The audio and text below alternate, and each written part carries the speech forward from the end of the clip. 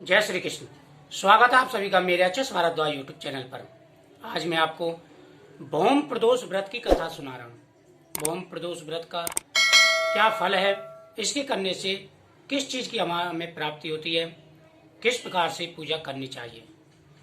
प्रदोष व्रत कोई भी हो, पूजा का समय प्रदोष काल ही होता है, यानी जब सूर्यास्त होने वाले होते हैं उस समय भगवान शिव जी की पूजा की जाती है।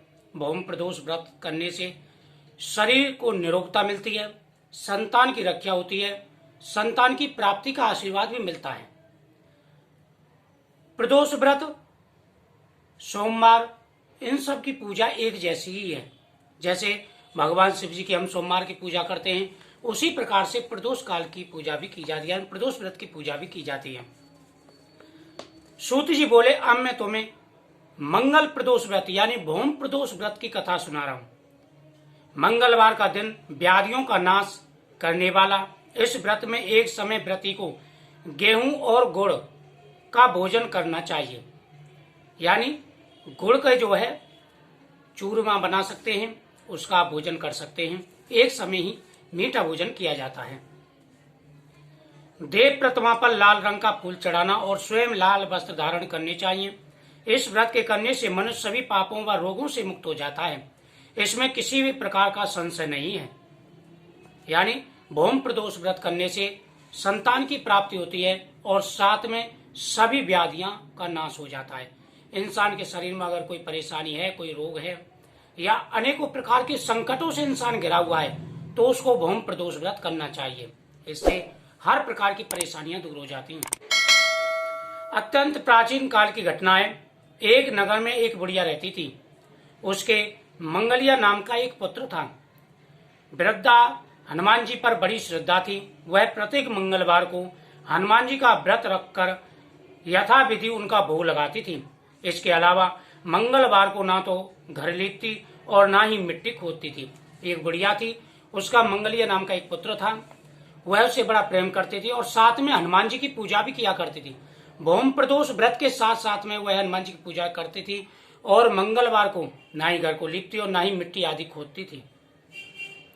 इसी प्रकार व्रत कर रखते हुए जब उसे काफी दिन बीत गए तो हनुमान जी ने सोचा कि चलो आज इस वृद्धा की परीक्षा ली जाए।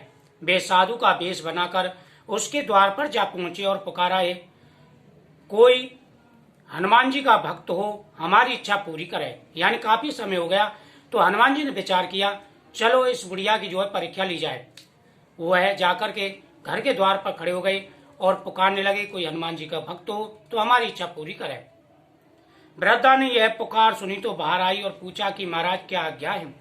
साधु वेशधारी हनुमान जी बोले कि मैं बहुत भूखा हूँ, भोजन खाऊंगा तो थोड़ी सी जमीन लीप दे। वृद्धा बड़ी दुविधा में पड़ गई।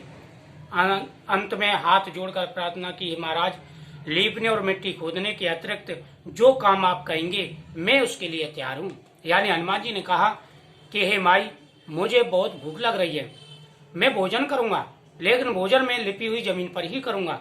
आप मेरे लिए जमीन लीप दें और मैं भोजन करूंगा। माई बड़ी दुविधा में पड़ गई। उसने कहा कि हे साधु महाराज, लीपने और मिट्टी खोदने के अतिरिक्त आप जो भी मुझे आज्ञा देंगे मैं वह कार्य करूंगी। साधु ने 3 बार प्रतिज्ञा करने के बाद कहा, तू अपने बेटे को बुला, मैं उसे औंधा लेटाकर उसकी पीठ पर आग जलाकर भोजन बनाऊंगा।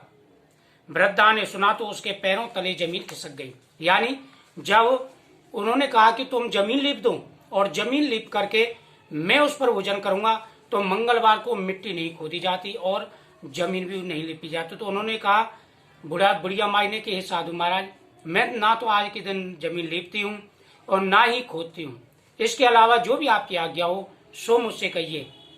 जो हनुमान जी साधु के वेश में आए थे उन्होंने कहा कि हे माई, तुम अपने बेटे को बुलाइए, मैं उसे उल्टा लिटा करके उसकी पीठ पर अग्नि जला करके भोजन पकाऊंगा।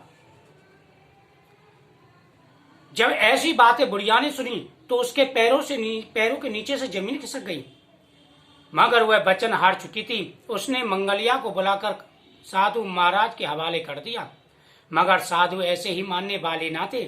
उन्होंने वृद्धा के हाथों से ही मंगलिया को औंधा लिटाकर उसकी पीठ पर आग जलवाई और जब मंगलिया को बुलाया गया तो बुढ़िया ने मंगलिया को जो है साधु के हवाले कर दिया, लेकिन साधु ऐसे मानने वाले नहीं थे। उन्होंने कहा कि बुढ़िया माई, आप अपने हाथ से बेटे को उल्टा लिटाइए और इसकी पीठ पर आप अग्नि जलाइए। बुढ़िया ने बेटे को लिटाया और उसके पीठ पर जो है अग्नि जलाई। आग जलाकर दुखी मन से वृद्धा अपने घर के अंदर जा घुसी और आग जलाकर के बुढ़िया को बड़ा दुख हुआ, लेकिन वचन में फंस चुकी थी और वह चुपचाप अपने घर के अंदर चली गई। साधु जब भोजन बना चुका तो उसने वृद्धा को बुलाकर कहा वह मंगलिया को पुकारे ताकि वह भी घर आकर भोजन कर ले। और जब भोजन पक करके तैयार हो गया तो उसने साधु महाराज ने कहा कि तुम अपने बेटे को बुलाइए बुढ़िया से और वह भी हमारे साथ भोजन करेगा। वृद्ध आंखों में आंसू भरकर कहने लगी, अब उसका नाम लेकर मेरे हृदय को और ना दुखाओ। लेकिन साधु महाराज ना माने तो वृद्धा को भोजन के लिए मंगलिया को पुकारना पड़ा। और जब यह बातें बुढ़िया ने सुनी तो उसने कहा, साधु महाराज, आप मुझे क्यों और दुखी करते हो? मैंने तो आप अपने बेटे को आपके लिए सौंप दिया था, आपने उसकी पीठ पर भोजन बनाया, अब आप उसे क्यों बुलाते हो? क्यों मुझे और दुखी करते हो? लेकिन साधु महाराज के बार बार कहने पर बुढ़िया माई ने अपने बेटे मंगलिया को पुकारा। पुकारने की देर थी कि मंगलिया बाहर से हंसता हुआ घर में दौड़ा आया। मंगलिया को जीता जागता देखकर वृद्धा को सुखद आश्चर्य हुआ। वह साधु महाराज के चरणों में गिर पड़ी और जब उसने देखा कि मंगलिया तो खुश है, प्रसन्न है, हंसता हुआ घर आया है, तो वह साधु महाराज के चरणों में गिर पड़ी। साधु महाराज ने उसे अपने असली रूप के दर्शन दिए और साधु महाराज ने अपने असली रूप यानी हनुमान जी थे तो हनुमान जी ने अपना असली रूप उस बुढ़िया को दिखाया, बुढ़िया माई को। हनुमान जी को अपने आंगन में देखकर वृद्धा को लगा कि जीवन सफल हो गया। सूत जी बोले कि हे ऋषियों, यह व्रत बड़ा प्रभावशाली है। जो लोग मंगलवार का व्रत करते हैं, नियम पूर्वक व्रत करते हैं, उनकी सारी मनोकामनाएं पूरी हो जाती हैं। इस दिन स्नान आदि करने के बाद में प्रदोष काल में भगवान शिव जी की पूजा करें और साथ में हनुमान जी की पूजा करें। इष्ट देव को लाल पुष्प अर्पण करने चाहिए। इस दिन अपने हाथ से आटा छान करके रोटी बनानी चाहिए और उसमें गुड़ मिक्स करके आटे के पिंड चूरमा बनाना चाहिए। मीठा चूरमा या मीठा भोजन एक समय कर सकते हैं।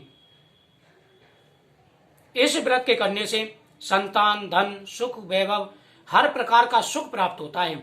जीवन में कभी कोई कष्ट नहीं आता। हर संकट को जो है बालाजी महाराज दूर करते हैं। तो मंगलवार का यह व्रत, भौम प्रदोष व्रत, बहुत ही प्रभावशाली है। जिस बार को प्रदोष यानी त्रयोदशी पड़ती है, उसी नाम से प्रदोष व्रत बोला जाता है। जैसे सोमवार को पड़े तो सोम प्रदोष व्रत, मंगलवार को पड़े तो भौम प्रदोष व्रत। इसी प्रकार से हर प्रदोष व्रत की अपनी अलग ही महिमा है। जैसे